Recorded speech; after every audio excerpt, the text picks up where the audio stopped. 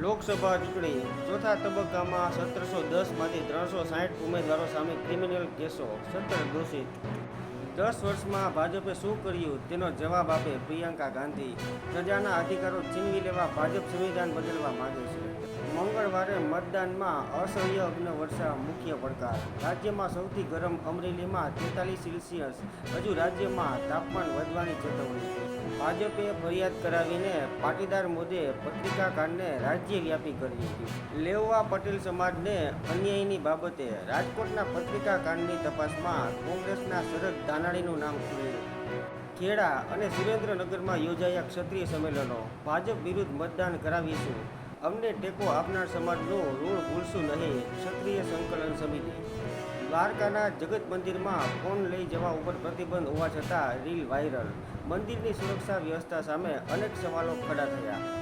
મોરબીમાં મુખ્યમંત્રીની પ્રચાર સભા છતાં એકેય ઉમેદવાર હાજર ન રહ્યા. કોના પ્રચારમાં સભા યોજાઈ હતી તે પ્રશ્ન ચર્ચાસ્પદ. આજે સાંજે મોટા ભાગે શાંત રહેલા ચૂંટણી પ્રચારના ભૂંગરા સંપૂર્ણ બંધ. સોશિયલ મીડિયાના સહારે જાહેર સભા, ઘરે ઘરે સંપર્ક વિસરાયો. ક્ષત્રિયોનું આંદોલન ચાલી રહ્યું છે ત્યાં વધુ એક સમાજ નારાજ.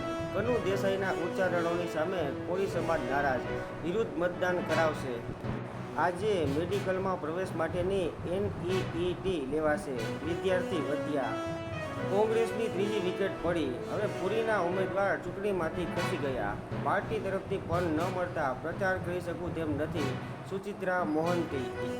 કાશ્મીરમાં એરફોર્સના કાફલા પર આતંકી હુમલો, 1 જવાન શહીદ, 4 ઘાયલ. રાહુલ ગાંધી કેમ્બ્રિજમાંથી એમફિલ સંપત્તિ ₹20 કરોડ. 2022-23માં ₹1 કરોડની આવક. સેક્સ સ્કેન્ડલ પીડિતા મહિલાના અપહરણના કેસમાં રેવન્નાની ધરપકડ.